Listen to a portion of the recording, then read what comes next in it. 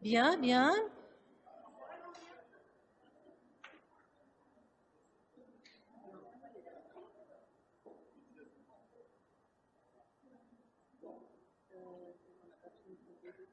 D'accord, bah, complet. Mhm.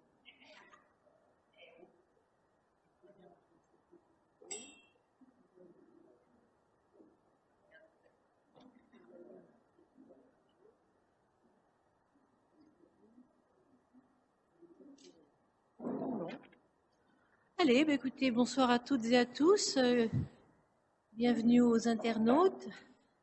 Je vous propose d'ouvrir notre séance de conseil municipal en ce lundi 9 mai.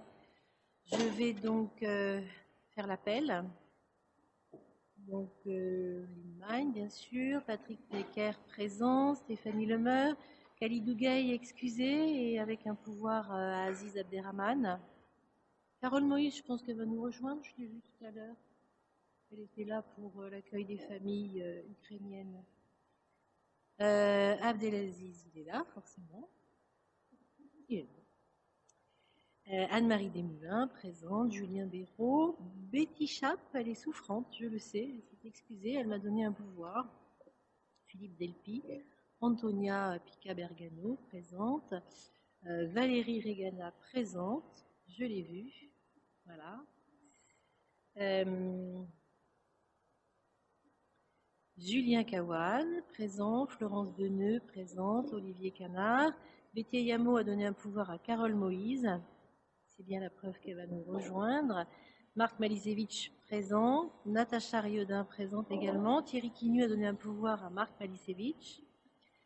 Waïba Fouf, présente. Christophe Soyer, présent. Flore Lawine a donné un pouvoir à Natacha Riodin.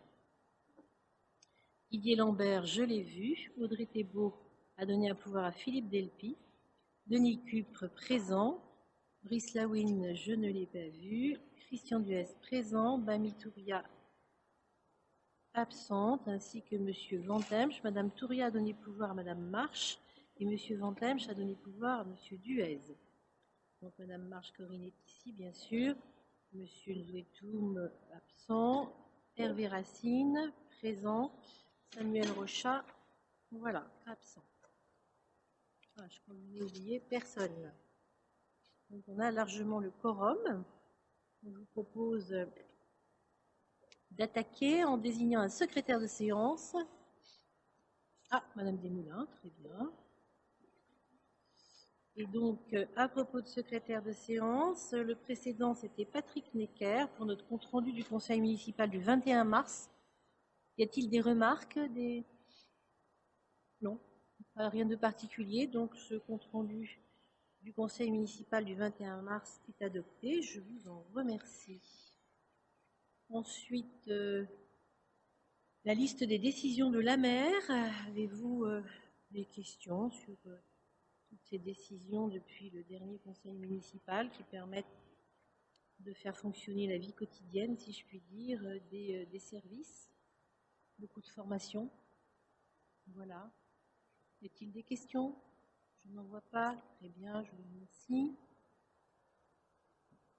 La liste des marchés, elle est pas très copieuse, hein.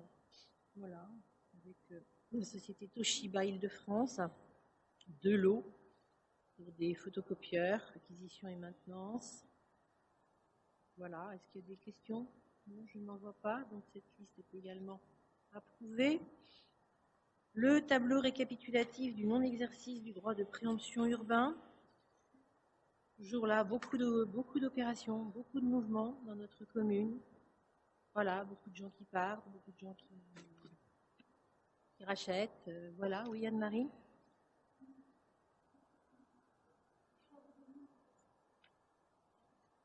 D'accord. Le repérage cadastral du terrain, c'est ça? Mhm. Mhm, oui. Oui. En même temps, c'est un peu technique, mais bon. Mais en tout cas, si on se pose une question, on peut repérer rapidement et se rendre auprès de notre service urbanisme qui peut fournir les explications. Très bien, donc sur ce tableau, évidemment, c'est un porté à connaissance. Et puis voilà, on arrive à l'ordre du jour de notre conseil municipal. Cette délibération et une information dans le cadre de la séance du conseil. Donc je vous propose d'attaquer tout de suite avec une délibération dont on va confier la lecture à Christophe Soyer. Il s'agit de la dénomination de la place dite du marché, une modification de la date. C'est ça, Christophe? Tout à fait. Merci Madame la maire. Bonsoir Mesdames, bonsoir Messieurs. Le 31 janvier 2022, donc, le conseil municipal a délibéré sur le changement de la dénomination de la place située devant le bureau de poste et de la place dite du marché. Cette délibération prévoyait initialement l'inauguration de la place dite du marché le 25 novembre 2022, journée internationale de lutte contre les violences faites aux femmes. Cette journée étant dédiée à combattre les violences, à visibiliser les actes, les instances, les mécanismes de la violence envers les femmes, il ne semble pas opportun de l'associer avec le nom et l'image de Simone Veil, dénomination retenue pour cette place. Pour ces raisons, il est proposé d'avancer l'inauguration de la place Simone Veil au samedi 17 septembre 2022, pendant le week-end du patrimoine et du matrimoine.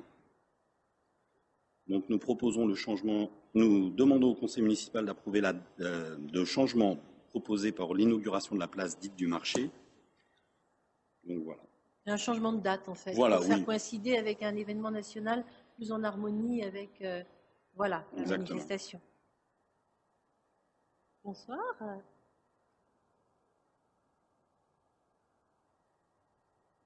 Mais bien sûr, madame, bienvenue.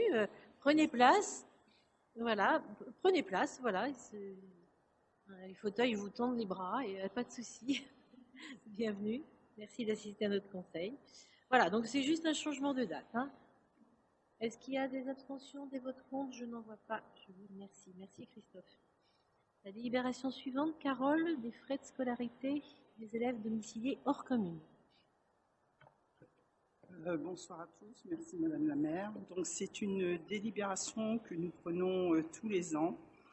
Donc dans le cadre de la scolarisation d'un enfant en maternelle ou en élémentaire, en dehors de sa commune de résidence, il convient de fixer la participation aux frais de scolarité.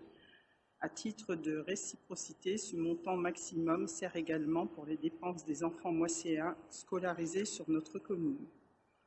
Donc, les frais correspondent à un coût moyen d'un élève moisséen pour l'année scolaire 2022-2023. Et ce coût, ces frais de scolarité pour cette année-là, représentent la somme de 1103 €. Voilà. Merci Carole. Est-ce qu'il y a des questions sur cette délibération? Je n'en vois pas. Des votes contre, abstention. Parfait, la délibération est adoptée. Merci. Ensuite, on passe à la commission finances. C'est Julien Béraud qui va rapporter sur le règlement intérieur de location des salles du hangar et de la ferme de l'Uni. Une actualisation. Merci Madame la maire. Le règlement intérieur des locations de salles du hangar et de la ferme de l'Uni daté de juillet 2011. De nouvelles dispositions sont imposées d'un point de vue comptable depuis 2018-2019. Et donc, en lien avec notre service juridique et la DDFiP de Seine-et-Marne, il nous est demandé de modifier le règlement intérieur de location des deux salles. Très rapidement, alors il n'y a pas d'impact financier sur cette modification. On est surtout sur des précisions sur la réglementation relative à l'organisation des lotos, puisque comme il y a des manipulations d'argent, ça répond à une réglementation particulière et la loi ayant évolué, il faut se mettre en conformité. Des modifications ou des ajouts sur le fondement juridique en cas de refus de location, des informations relatives au traitement et au classement des demandes, des obligations du demandeur. Notamment, nous avons dû repréciser le nombre de sièges et l'état des appareils de restauration dans les salles pour avoir des états des lieux un peu plus précis. Des éléments relatifs aux procédures liées aux acomptes et aux cautions, puisque jusqu'ici, nous procédions à l'encaissement des cautions, ce qui ne se fera plus. Qui sera aussi un gain de temps pour nos services. L'encaissement se fera uniquement si nous constatons des dégradations dans les salles. Des précisions sur la réglementation relative à la sécurité et aux risques liés à la consommation d'alcool. Donc là, on est sur les obligations des personnes qui viennent prendre les salles en location, des informations sur les attestations d'assurance, et également c'est l'occasion de mettre en conformité notre règlement intérieur avec le règlement dit RGPD sur le traitement des données personnelles. Donc il est demandé au conseil municipal de confirmer l'affectation des salles à usage de location ou de mise à disposition pour des événements, d'approuver le règlement intérieur et d'autoriser Madame la maire à signer tout document. Merci. Y a-t-il des questions sur cette évolution? Non, je n'en vois pas. Je soumets la délibération au vote. Abstention, vote contre. Elle est approuvée. Je vous remercie. Délibération suivante, des admissions en non-valeur. Julien.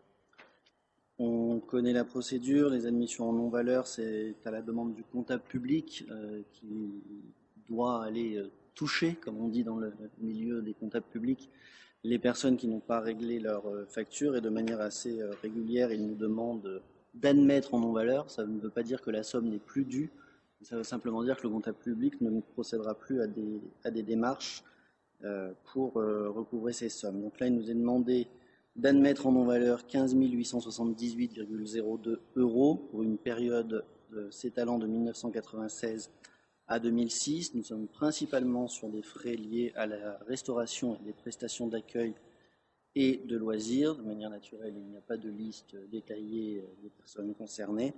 Donc il est demandé au Conseil de décider l'admission en non-valeur à un montant de 15 878,02 €.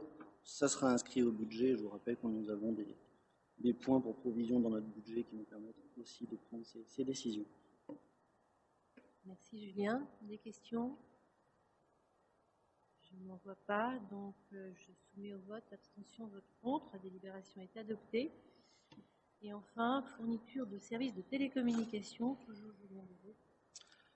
Le syndicat intercommunal de la périphérie de Paris pour les énergies et les réseaux de communication, autrement appelé le CIPEREC, nous propose d'adhérer à sa centrale d'achat qui s'appelle Sipenco en matière de téléphonie mobile. Alors pour mémoire, la ville de Moissy avait un contrat de téléphonie mobile avec la société SFR depuis 2018. Ce contrat se termine au 1er février 2013. Il concerne actuellement 2023, pardon. C'est bien, il y en a un qui suit. Merci Aziz. 2023, nous avons donc 156 lignes pour un montant de 2 450 € par mois. Avec ce nouveau contrat, nous aurons une nouvelle facture de 412,20 € par mois au lieu des 2 450 € TTC, ce qui représente sur la durée du contrat de 4 ans une économie d'un peu plus de 97 800 €, avec un maintien avec SFR, une qualité de service assurément conservée, étant précisé que Sipenco fonctionne un peu comme l'UGAP que nous connaissons, on en parle de manière régulière. Donc c'est une centrale d'achat, ça nous permet de faire des économies. Je remercie le service informatique qui a travaillé sur cette demande et qui nous a fait cette proposition qui va nous permettre de réaliser des économies. La petite inconnue, pour être transparent, c'est sur le coût de renouvellement des mobiles. Mais à ce stade, l'ensemble des mobiles ont été renouvelés fin d'année l'année dernière, donc ils devraient tenir quand même encore un peu. Et on verra en cours de contrat. Donc il est proposé d'approuver cette convention et d'autoriser Madame la maire à signer. Merci Julien. Des questions? Oui. C'est juste par rapport au coût d'adhésion de cette centrale d'achat par rapport au contrat qui est court. Donc, comment ça fonctionne?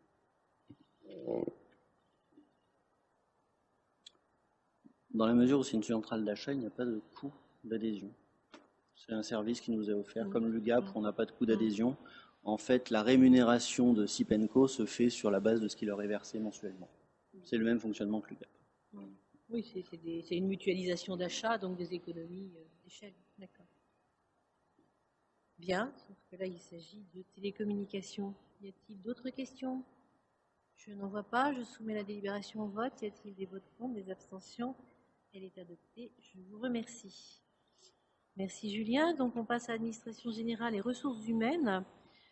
La délibération numéro 6. Il s'agit d'un avis sur une demande de dérogation par le préfet à l'interdiction du travail dominical. Et il s'agit de la société SASU Ares Service, un établissement situé à Moissy-Crémaillère, 42 rue de l'Innovation. C'est une société de logistique qui travaille notamment pour la Poste. Et c'est pourquoi donc on nous demande d'accepter que cette dérogation, je vais lire ma note parce que c'est un peu pointu. Voilà, la commune a été saisie par la Direction départementale de l'emploi, du travail et des solidarités le 25 avril 2022, c'est tout à fait récent, d'une demande d'avis sous le délai d'un mois à propos de la demande des dérogations émises par la société SASU Ares Service pour son établissement 42 rue de l'Innovation à Moissy-Crémaillère.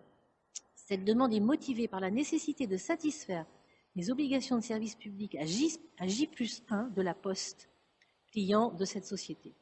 Elle concerne 12 salariés volontaires en 4 équipes, dont une nocturne, et s'appuie sur un accord collectif du 7 avril 2021 conclu avec la CGT, par lequel les salariés concernés bénéficieront d'une majoration de 100% des heures travaillées le dimanche et de 2 jours de repos consécutifs.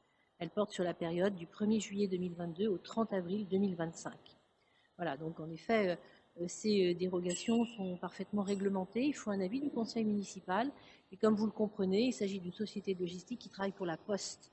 Or, la Poste, c'est H24. Donc, c'est pourquoi il y a une demande de dérogation pour permettre aux salariés donc, de travailler à J+1 pour la Poste. Voilà, donc y compris le samedi et le dimanche, quand c'est nécessaire. Voilà, cette demande nous est parvenue extrêmement récemment, rapidement, par les services de l'État. Avez-vous des questions, des oppositions? Ça arrive parfois qu'on nous demande, voilà, pour un certain nombre de sociétés, notre avis sur des dérogations au repos dominical.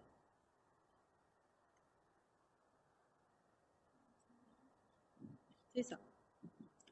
Voilà, y a-t-il des questions? Je n'en vois pas, je soumets au vote. Abstention, vote contre. La délibération est adoptée, je vous en remercie. La délibération numéro 7, il s'agit de la création du comité social territorial et de la formation spécialisée. Voilà, donc, vous le savez, les élections professionnelles sont fixées au 8 décembre 2022. Chaque collectivité territoriale d'au moins 50 agences, qui est notre cas, est dotée d'un comité social territorial. Dans chaque collectivité comprenant 200 agents, voilà, il est institué au moins, et moins de 1000 agents, il est institué une formation spécialisée en matière de santé, de sécurité et de conditions de travail. La collectivité doit déterminer au moins 6 mois avant ce terme le nombre des représentants de chaque collège dans ces instances, dans la limite de 4 à 6 titulaires pour les collectivités territoriales comprenant au moins 200 agents, et moins de 1000, et autant de suppléants, ce nombre étant égal pour les 2 instances. Le nombre de sièges de représentants de la collectivité ne peut pas excéder celui des représentants du personnel. Les parts de femmes et d'hommes dans les listes présentées par les organisations syndicales habilitées par la loi doivent refléter celles du personnel représenté. Ces représentants du personnel sont élus pour 4 ans au scrutin de liste. Les représentants de la collectivité, eux, sont désignés par la maire dans la limite de la durée de leur mandat électif ou de leur fonction jusqu'à la date du renouvellement du conseil municipal.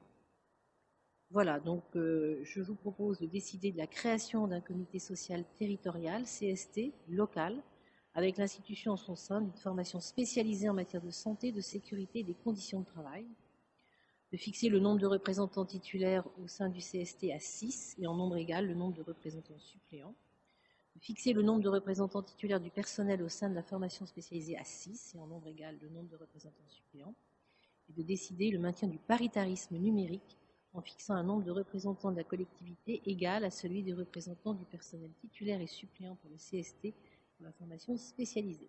De décider enfin le recueil par le comité social territorial et par la formation spécialisée de l'avis des représentants de la collectivité. Voilà, si je me souviens bien, c'est la fusion du comité technique et du CHSCT. Voilà, donc c'est une refonte, mais c'est le même type de fonctionnement, c'est les mêmes ordres du jour. Voilà, donc on retrouve les mêmes élus, j'imagine, et les mêmes représentants du personnel. Voilà. Donc c'est une évolution, mais pas une révolution, on va dire. Y a-t-il des questions? Je n'en vois pas. Je soumets donc cette délibération au vote. Y a-t-il des abstentions, des votes contre? Elle est approuvée. Je vous en remercie. Et enfin, pour terminer notre séance, une information qui concerne la protection sociale complémentaire. Là aussi, une évolution. Voilà, donc jusqu'à présent, les collectivités pouvaient décider d'aider financièrement les agents qui adhèrent à des contrats qui répondent à des critères de solidarité en leur versant donc une participation financière. Donc en 2018, c'est bien ça je crois, hein, on avait décidé à Moissy de verser 10 € net par mois pour un agent de catégorie C, 5 € net par mois pour un agent de catégorie B et 2 € net par mois pour un agent de catégorie A. Ce qui représentait en 2021, pour 71 agents qui avaient sollicité cette participation financière de la collectivité, une somme de 7 816 € dans notre budget. Bien, il y a maintenant un nouveau cadre réglementaire. Ce n'est plus une possibilité pour les collectivités, cela devient une obligation. Et cette obligation donc encadre les sommes à verser au personnel, donc 7 € minimum par mois et par agent en matière de prévoyance et 15 € minimum par mois et par agent en matière de santé. Donc c'est une communication que je vous fais ce soir parce qu'elle est obligatoire, d'une part, mais c'est une décision que nous prendrons en 2024 pour une application en 2025. C'est une information préalable, si je puis dire. Tant mieux pour notre personnel. Ça pèsera un petit peu plus dans notre budget, c'est sûr, mais bon, ça va dans le bon sens par rapport aux avantages donc, du personnel. Voilà, je crois que je vous ai dit l'essentiel. Une question, je n'en vois pas. Il n'y a pas de délibération, c'était juste une communication. Eh bien, écoutez, mesdames, messieurs, nous avons épuisé l'ordre du jour. Nous pas, parce que la séance a été très courte. Je vous remercie pour votre attention, votre participation. Je vous souhaite une bonne fin de soirée.